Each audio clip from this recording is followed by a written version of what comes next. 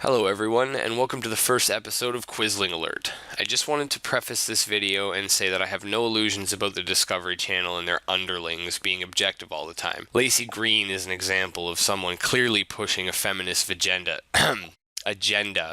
on what is supposed to be an educational or informational platform. However, when a channel says it's for enthusiastic fans of science seeking out comprehensive conversations, I expect them to be scientific and comprehensive.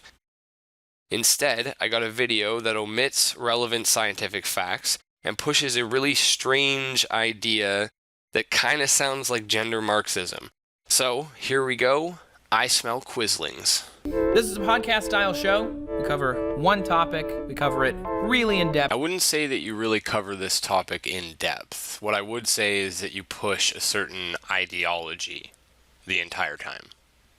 This week we're talking about gender identity. It's a really important topic. Anything that deals with people's human rights is an important topic, but I think that this whole gender identity thing is being blown completely out of proportion. Please feel free to comment on how much of a bigot I am for making that statement. And we've talked about gender a lot over this past week, how it came about, why it's still here, how it's actually seen inside of our brains, and how animals even have some semblance of this. If it's seen in our brains and animals have aspects of this, then doesn't that suggest that it's biological in nature? And now there's really just one more place that we have to go. Do we really have to? Are you sure about this? Why do we need gender?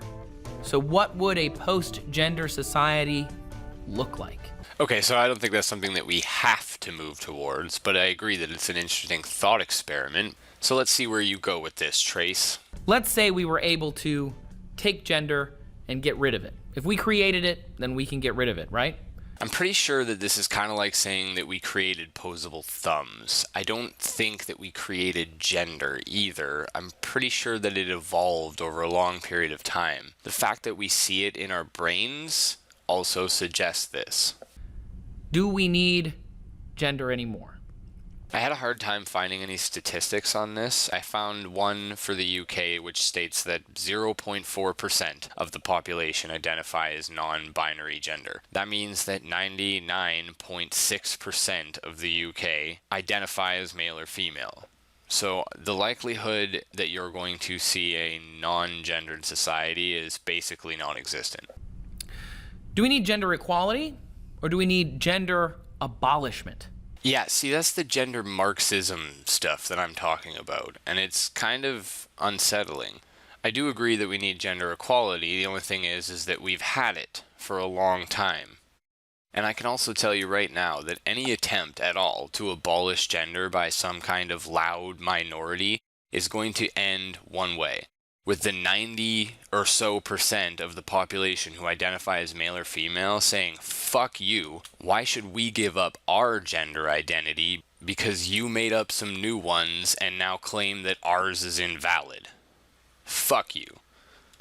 Yeah. No. That's some powerful stuff. This is radical, to be sure. Mind maybe letting us know why you're pushing radical ideologies on a science channel? Fuck it. Ratings. But honestly, maybe it's better for everybody if we don't have these preconceived ideas about what gender is. There is no one thing that's best for everyone. This, again, sounds a lot like some kind of gender Marxism. And how do you propose to get rid of preconceived ideas? Is it time for the thought police? Because if gender is a way to describe ourselves to others, what if we didn't have these shortcuts? Is it really a shortcut, though? I mean, what does a person's gender identity really tell you about who they are? other than what they identify as. It doesn't tell you anything about the person, what they like, what they want, nothing. There are places in the world where Western gender ideals are much more fluid. Think in Asia, there are places where it's absolutely okay for people to dress a different way than what is expected, considering the sex they were assigned at birth. See, you can't do that. You can't switch sex and gender out interchangeably whenever you want. If you want to tell me that gender is a social construct because there's all these different genders and we don't have proof for them, then maybe you have something there. But sex is not assigned at birth. It's determined. They determine the biological sex of the child. Like, you make it sound like the doctor just comes in. He's like, oh, you know what? I feel like it's a girl today. Yesterday, it would have been a boy. Fuck it. I know that some of you are thinking, this is not okay, gender isn't real, you know, it's getting a little hippy-dippy for me, a little too touchy-feely to imply that everyone should be able to define their own identities and their own expressions. And you know what, to be honest, sometimes I feel that way too. I'm a cisgender male. It's very difficult sometimes for me to always understand where everyone is coming from. I hope you realize that right now, the group that you're currently pandering to is sitting there thinking, this guy is way too straight and white to possibly understand where I'm coming from. Fuck this asshole. Look at him mansplaining all over the place. Fucking check your privilege. But I am also proud to say that you can be whatever you want, and I will try and understand you. Dude, you can't. Does the phrase die cis scum ring any memory bells in your head? Because I expect that you would try to understand me too. But they don't. This vocal minority that this topic pretty much revolves around are some of the most intolerant people that I've ever encountered or witnessed. Now, I'm aware that not all people who identify as non-binary gendered are like this. But when they make up less than 1% of the global population, and there's that many of them being dicks, it's more than just one or two bad eggs. And I also don't think that it's the experience of being non-binary gendered itself that makes people behave this way. What I think is this totalitarian mindset that you can take away other people's rights because they've made you uncomfortable or offended you. Meanwhile, these very same people are making others uncomfortable and offending them, and they're completely oblivious to it. It's hypocrisy of the finest. And this stuff ain't actually that new. It may feel that way because the internet has brought us more closely tied, but in ancient Egypt, they were also dealing with gender issues. You don't know that, and your incredibly subjective evidence proves it. There are statues of men all over ancient Egypt. If you haven't been, go, it's great. But these statues were mostly of pharaohs. Pharaohs were mostly men, but not entirely. No, not entirely. There was over 10 female pharaohs in Egypt. There was one queen of Egypt named Hatshepsut. Wow, that was really misleading. Pick one of them and pretend like there wasn't a whole bunch of others. And I'd like to be perfectly clear, they had over 10 female pharaohs. So let's just say they had 10.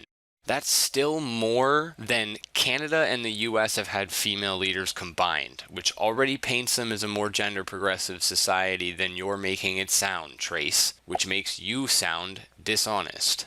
She was actually king of Egypt because she made all of her statues look male. To me, this sounds more like a political move made in order to ensure that her legacy would remain in a predominantly male society. She probably knew that at some point, generations on in the future, some guy would get upset about the fact that there was a statue of a female next to him and he would take it down. So really, it just seems like a smart decision on her behalf.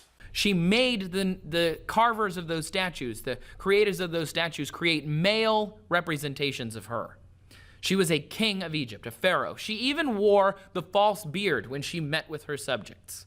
The, quote, false beard that you're talking about is known as the golden beard of Osiris. It's a piece of religious uniform worn by pharaohs in order to show their divinity. It has nothing to do with gender. It has nothing to do with cross-dressing. You're grasping at straws here, man. Whether she was attempting to fit into a political culture or actually express a gender that maybe she felt, it's hard to say. This was thousands and thousands of years ago. And archaeologists will tell you that seeing a picture or reading a description of a female pharaoh wearing the golden beard of Osiris has nothing to do with gender bending. But they did have this gender expression that she changed because she felt that she needed to. It is well known that it was not a gender expression. It was a religious expression. It showed the pharaoh's divinity, just like the crook and the hood that they wore. This continued throughout history. There are many, many examples. Another one that I really liked was in 1877 in Sweden. Isabel Eberhard wanted to live like a man. She converted to Islam. She even joined an all-male Sufi brotherhood. They let her join, even though she was basically living as a man, but she was a woman. Obviously, in 1877, she couldn't transition, but she was living as a man. Super interesting. This point, to me, just seemed like a way for Trace to slip in some more social justice pandering by talking about a progressive group of Muslims from a long time ago, but it seems pretty irrelevant to the topic of conversation, which seems to be, is gender necessary, and should we abolish it? So far, you haven't provided any examples of a society without gender that worked, nor have you showed any examples of gender either being needed or not needed. Obviously, we need biological sex on some level. You mean how it's probably the reason that our species even made it this far? And wasn't wiped out by some kind of bacteria? Because if we were all just performing mitosis, we probably would have been wiped out by microbial life forms a long time ago. Because there's something to be said for knowing who can impregnate whom. Whose job it is to bring one sex cell, one gamete, and whose job it is to bring another one. Although, as science advances, there may come a time when we don't even need that. So if we don't need gender, and we don't need to know who's male and who's female, then we can actually get rid of all of these societal constructions. Okay, so again, are you saying that gender's a societal construction, or are you saying that biological sex is a societal construction? You began this point by talking about how biology has set us up to be able to reproduce properly, and ended it by saying that we can get rid of it. Do you even hear the words that you're saying? Research is ongoing to create offspring from 2 same-sex parents, and even 3 different parents to create a single fetus. This is being worked on now, and they're not that far off. If we have assisted reproduction, it can make it possible for individuals of any sex to reproduce with individuals of any other sex, in combinations that they choose. This is from a book, Post-Genderism Beyond the Gender Binary. Right, because the world isn't overpopulated enough as it is. The idea being that it's actually better because we can be more of ourselves. I'm already all of myself. I don't feel like I'm particularly missing anything, and society's current rules or perceptions on gender have no impact on how I choose to identify with myself. Like, they didn't legalize gay marriage and start pushing more inclusive gender values, and then I was just like, oh sweet, now I can start wearing pink and wear mascara. No, because I don't like pink and I have no interest in wearing mascara. As society changes their perceptions on these things, you will notice a small increase in the amount of people who are openly queer or just, not cisgendered. I don't exactly know all the names for the genders because apparently there's a billion of them. But my point is, people who aren't queer or non-cisgendered aren't going to just flip when society deems it okay. It's not going to happen. We can be more honest, and we can find the person that truly makes us happy. That one person could be anyone, not just all the ladies or all the men. Or you could just try being honest with yourself in the first place. Because it seems like in our society today, people who are truly honest with themselves about who they are already doing what you're claiming we could do in a non-gendered society. Just fine. I'm going to lay this out here. I know it's a little weird. Well, the progressives have done a pretty good job so far of making it so that if you call anything weird, you get labeled a bigot. So, go ahead, man. It can't be that bad. I've read all the Hunger Games books, and I'm not embarrassed to say it. Wait. Please tell me you're not about to use the Hunger Games as a model for a post-gender society. Because that would be crazy. But throughout the story, Collins's depictions of gender in the future were so interesting, and they were so spot on. Oh my god, he's gonna fucking do it.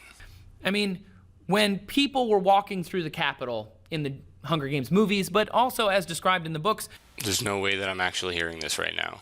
There were people who were blue-haired. There were people who were blonde-haired. There were people with earrings and nose rings. There were people wearing dresses and high heels. Everyone was wearing makeup. Yeah, he fucking totally went there. The people in the Capitol, totally fucking legit.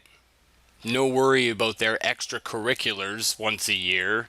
You remember that part, right? You know, the central theme to the story. And it didn't matter whether you were born a male or a female. You could express how you felt however you wanted, and no one seemed to judge anyone for that.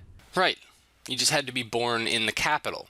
If you were born anywhere else, then you had the lucky chance of being offered up once a year to fight with a bunch of other children and teenagers to the fucking death. Super fucking progressive. That's really exciting, and it wasn't a breakdown of society. I mean, it was the Hunger Games, but the Capitol itself wasn't a breakdown in society. Everybody seemed quite happy. They seemed quite happy because they literally didn't have to do anything. Nothing. They relied completely on the labor of the peasants, whose reward for supporting the people in the Capitol was to have to offer up one of their people once a year to die. Eventually, we're just going to have to kind of recognize that there's only going to be one or two people in every box. Everyone is going to have their own experiences. They're going to bring different things to this gender discussion.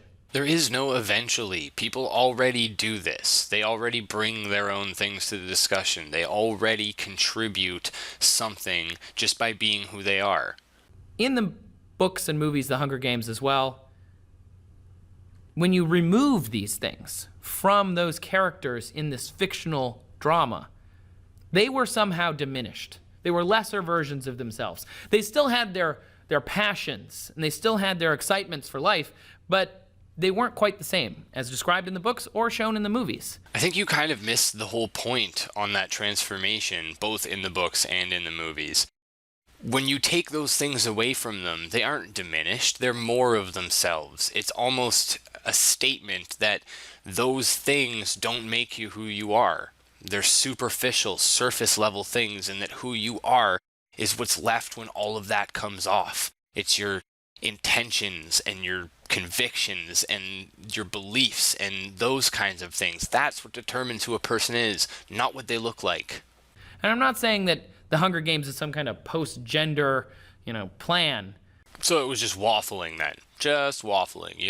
There's no part of you that was like, I kind of would have liked to live in the Capitol. Because that's how it kind of sounded. But it was kind of interesting to see how that played out. When people feel like their outside expression fits their inside identity, they're totally okay with the government having a giant gladiator battle once a year with children and televising it.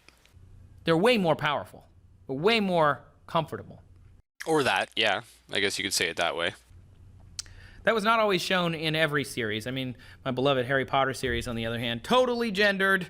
Barely people of other races, let alone people who were openly gay or someone who was agender and maybe didn't want to live as a witch or a wizard, but wanted, some other pronoun, which a lot of people don't feel comfortable with. But when you think about it, it makes sense. Why would a story that doesn't hold gender issues as one of its central themes deal with gender issues? Why? It's a movie or book about wizard school, for fuck's sakes. Just because you feel that way, shouldn't you be able to express yourself that way? There are movements to create non-gendered language, non-gendered bathrooms, and there are places where that's being met with opposition, and that's understandable. It's hard to make change, but we're telling people that you can't live that way because it makes me uncomfortable, and that doesn't really fly. See, the problem with this statement is that people on both sides of the fence are currently doing this. Although the loudest, most obnoxious complaining seems to be coming from the social justice side of the fence, who are constantly telling people to stop doing what they're doing because it makes them uncomfortable. And don't get me wrong, it must be incredibly difficult for a transgendered individual or some other type of gendered individual to figure out their place in life and in the world, and it must be really confusing and awkward to have to pick between two bathrooms that you don't feel you fit in. But as a rational human being, you must also understand why it would be surprising or possibly even off-putting to the average woman to see what appears to be a man in a dress walk into the bathroom with them, or vice versa. Gender forces us to pick one or many boxes, and why should we pick? Why should we have to pick? In a post-gender society, we wouldn't have to pick. We already don't have to pick, man. There'd be furries and other kin all over the fucking place. And instead, each individual would have to do the work to find out what another individual loves, what their dreams are, how they feel about themselves, and how they're expressing that. We already have to do this, dude. It's called getting to know a person. Knowing a person's gender identity doesn't fucking do shit for figuring out whether or not you're gonna get along with them or like them or love them or any of that. Doesn't that seem kind of great, actually? See, this is how I know you're pandering to social justice warriors, because you're stating things that we already have and making it sound like we could only have it in this fictional post-gendered society. It's the hallmark of pushing of agenda. Agenda. I keep saying that. Sorry. Why would it make more sense for you to feel bad because I don't want to do the legwork? I hear this accusation get thrown around a lot. Is it really people not wanting to do the legwork? Or is it just that they've never heard of it before? Instead of having their feelings hurt, the person could just explain their situation to the person that they're dealing with. And if they act like a bigot, tell them to fuck off. You don't want bigots in your life anyways. If they don't, then maybe you just found a new friend. Like, these are social skills that I'm pretty sure we all learned when we were very young. And it just doesn't make any sense at all to have your feelings hurt because someone is ignorant of something. All that means is they don't know. So educate them. And if they're still a dick, then your feelings will be hurt for a reason at least.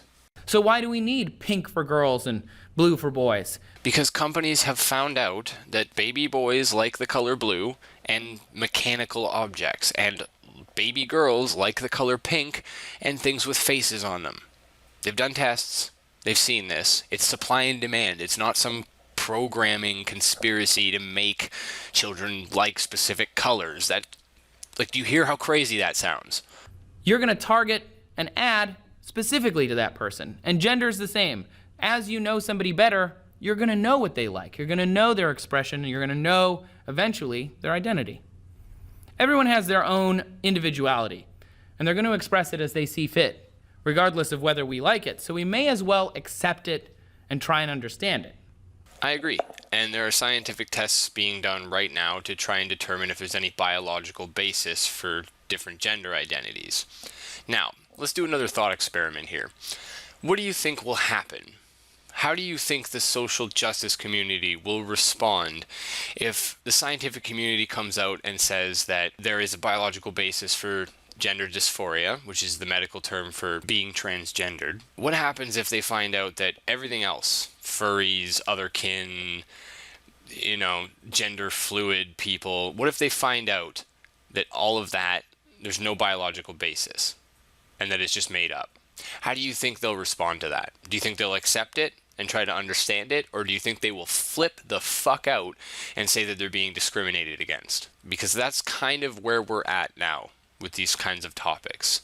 They either go in favor of the people involved, or the people involved flip the fuck out and say that they're being victimized. Gender is something that we built for ourselves, and like anything that we build for ourselves, we can make it whatever we want. How seriously can you take something that can be so easily changed into something completely different? It seems incredibly subjective and open to interpretation. So, hopefully, this helps you understand why it's important to try and do so.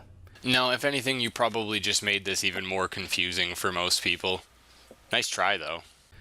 We've come a really long way over this episode, and I hope that you understand gender identity more. I'm sure I didn't hit everything. I'm sure I missed a lot of stuff, and maybe I got some things downright incorrect. I really hope not. I tried really hard for all of you to make this as accurate as I can. You were kind of all over the place with that, and I had a hard time following where you were trying to go with it sometimes. But yeah, to be perfectly honest, I think that this whole thing is just being blown so far out of proportion and is being taken way too seriously and in the wrong way. I mean, yes, we really need to be more accepting of each other in general. But there comes a certain point where we need to draw a line in the sand and say, maybe some of these things aren't okay. And I'm not referring to really the gender issues even on this point, but this kind of thinking, that people can literally just do whatever they want, and if we tell them that they're doing something wrong, then we're oppressing them.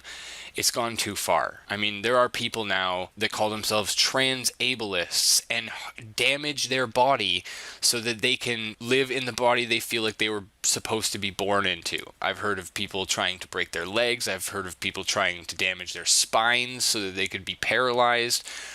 That is not a lifestyle choice. Telling somebody that they shouldn't be doing that is not oppression. It's looking out for that person's safety and mental well-being. So we need to really cool ourselves down a bit with the anger on this topic. If someone says, I don't know if that's real, the first response should not be to just hate that person and call them a bigot, because they might be right. And they might care more about that person than you do. So just a little bit more food for thought. Just remember that not everything you experience is true. Not everything that you experience is good.